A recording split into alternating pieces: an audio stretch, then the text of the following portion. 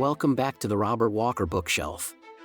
Today, we are diving deep into the shadows of the 16th century with a look at Walsingham. This book is a masterclass in historical espionage, exploring the moral decay and the dark birth of the modern intelligence state. Our story takes place in Elizabethan England, between 1555 and 1590. It's a precarious time. England is an isolated nation surrounded by hostile Catholic powers, relying entirely on shadow wars to survive. At the center of it all is our protagonist, Francis Walsingham, the Queen's principal secretary. To build the world's most formidable spy network, he will ultimately bankrupt himself and sacrifice his own soul. Think of this as a historical espionage thriller that applies the rigorous procedural detail of a modern spy novel to 16th-century intelligence gathering. The narrative is built on incredibly solid historical scaffolding. We are taken through the St. Bartholomew's Day Massacre in 1572, the Babington Plot in 1586, the execution of Mary, Queen of Scots in 1587, and the defeat of the Spanish Armada in 1588. But the true brilliance is the invented interior of Walsingham's life. We feel his chronic pain as kidney stones press against his ureter in windowless rooms. We witness the domestic tension with his wife, Ursula, as he liquidates her Isle of Wight estates just to fund his spies.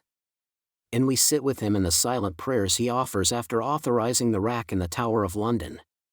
What forges a man like this? In Basel in 1555, he watches bookseller Wilhelm Free burn at the stake.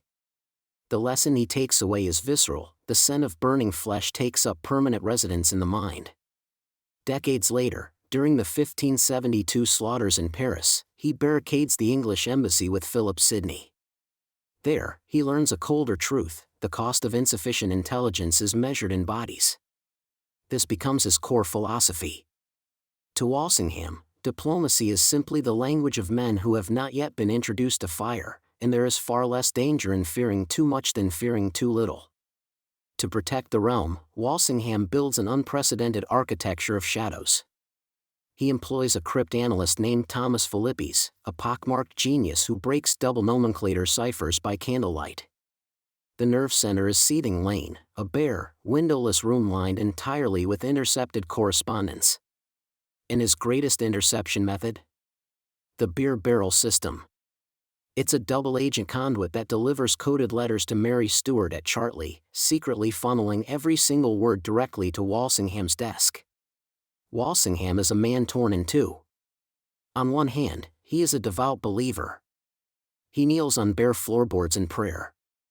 He relies on Romans 13 verse 4, "The minister of God beareth not the sword in vain." He genuinely believes he is saving the Protestant soul of England. Yet, he is simultaneously a ruthless operator. He personally supervises the rack in the Tower of London. He manufactures treason through his double agents. He permanently inhabits that agonizing space between a prisoner's scream and a name written on a page. Literary device: the Ledger of Shadows. The narrative cleverly uses Walsingham's cold, bureaucratic ledger to frame this tale of survival. Let's look at the personal cost of the Babington operation. It cost £3,200, none of which was reimbursed by the Crown. It required filing 210,000 intercepted letters. It resulted in 14 men being executed at Tyburn. And it took one forged postscript to end a queen's life. Ledger entry 28 coldly notes Mary Stuart's execution and states, "The realm is secure." The mechanism performed as designed. But as the author points out, the architect is not.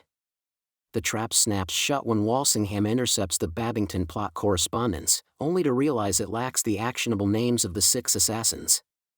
To get them, he must cross a final moral boundary.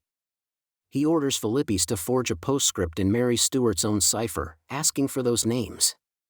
The forgery is embedded seamlessly into the evidentiary chain. The conspirators are identified, tortured, and killed, perfecting the exact legal mechanism needed to execute an anointed queen.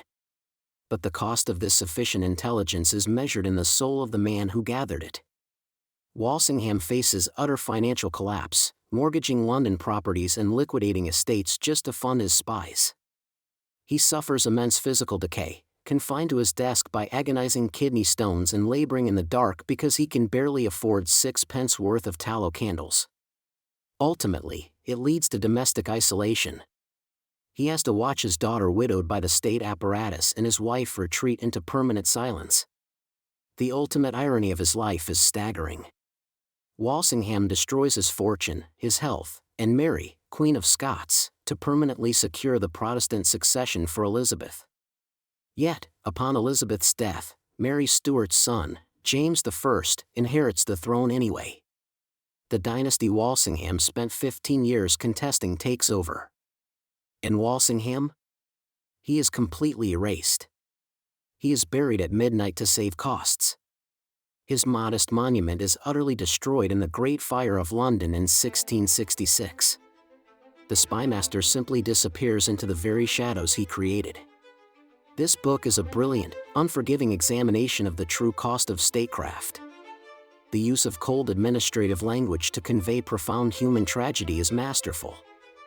I highly recommend this for readers who love the dense, political machinations of Hilary Mantel's Wolf Hall, fans of the procedural, morally gray espionage of John le Carré, and anyone who appreciates dark, atmospheric historical fiction. I'll leave you with this chilling quote from the book: "The history that the record intentionally forgot was written in cipher, in blood, in the midnight ledgers of a man who served God and country with equal ferocity and was buried in the dark for his trouble." Walsingham, the Architect of Shardos, is available now on Amazon.